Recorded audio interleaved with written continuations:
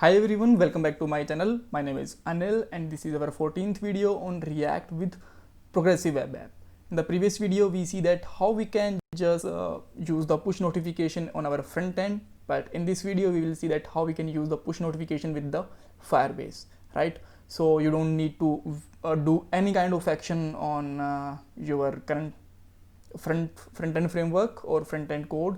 Then you will just stay it out here, and even if your application is closed, then your notification will be come from the Firebase.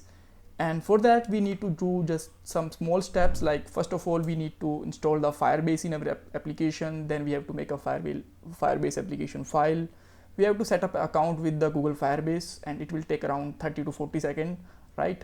If you have the Gmail account, then we can just simply use the Firebase with the service worker, and notification will be able to easily come from Firebase to our application, right? So first of all, let's just install the Firebase, and let's just remove it old one and write here npm install Firebase. Within that time this is installed, so let's look out the official Firebase package. Just write here Firebase npm, and this is the official Google Firebase package. You can just simply find it out here, like everything is just given here, the API keys and how you can use it all, and we will just use these kind of things also, right? So okay, so it will just take some moment also. Within that time, let's create a one more file with the firebase.js, and here just write with the code, just write here import Firebase from Firebase, right? Now this is installed perfectly. So now just simply write here export default and your application, your Firebase, right? Just Firebase, and here we will write some code which will be available from the Firebase account, right? So now let's just write here firebase.google.com, or you can just simply Google it out, right? And now let's go to the console, or you can just start from the getting started, but here it will just tell that how you can just set up everything, but we are just doing the same thing in the video. That's why you can just directly jump on go to the console. And here first of all you just have to add your file name. You can put your any name of your project, but I'll always like to put my application name with the same name of your Firebase app. So just write here PWA app and just make it continue. And if you just want to set up a Google Analytics tool, then that's okay, otherwise you can just simply disable it. And now let's create a project. It will just take a moment to create. And yeah, one more thing guys, I actually upload my old code from this PW application. If you just want to access it, then just simply go on the github/anil_Sidhu and just go on a repositories, and here you can easily find this code, right? And in this video I will also use some code from here so that I can just save the time and copy and paste from here, right? So after that, let's continue on it. And now it will ask that where you just want to set up your Firebase application, on the Android, iOS and the web. So we are actually working on a web for now. Now let's just put your application name. Now keep in mind that this is the application which is you are using here, basically that one, right? And your PWA application name should be the same, right? So just write here PWA app, register this app,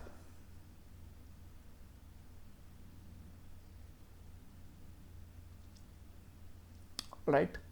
So now you will have your all the configurations, key ID, domain name, and database URL and everything here. So just copy it from here, because you cannot just write these kind of keys and domain name by the typing. So just write here directly here, right? Now what do you need to do? Now we have to initialize this code. So let's come to the app.js and just write here import Firebase from Firebase. And now if you are using the class component, then you can use lifecycle methods, otherwise you can use the lifecycle hooks.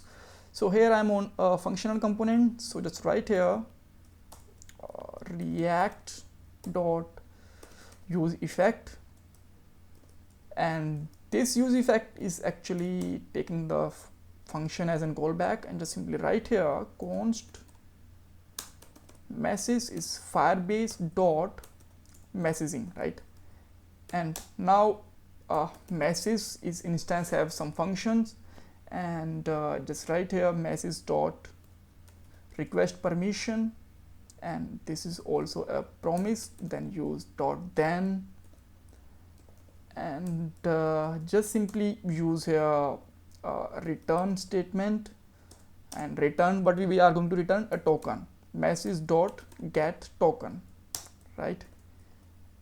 And after that this is as you know that this is also return a promise, then just use here parameter with the callback function and make it console dot one, and just write here token as in string comma data, which is the parameter, right? Now whenever you are trying to run it, then you will find an error on your page, and let's no error, yeah, we get it, the error, and it's just simply telling that we did not register these things with the service worker, right? So for the service worker registration, I am just going to copy the code from the public file.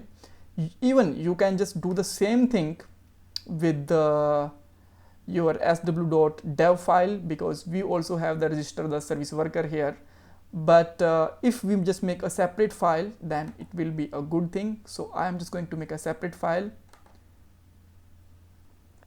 just copy this file name and just write here, and let's go for the file, right, on a row, and select this one. Now one more thing, what actual code is that, let's understand it. So we just include the two libraries here, then we just register the service worker with this file, and after that we have a initialization app, and it have the message sender ID. Keep in mind that this should be the unique, and it will come from the firebase.js file, and let's simply copy it, because we cannot copy this, we cannot write this kind of code, right? And now let's come back here and let's go on the Firebase, continue to the console, and now you will have to go inside the sidebar, and let's find on the cloud messaging.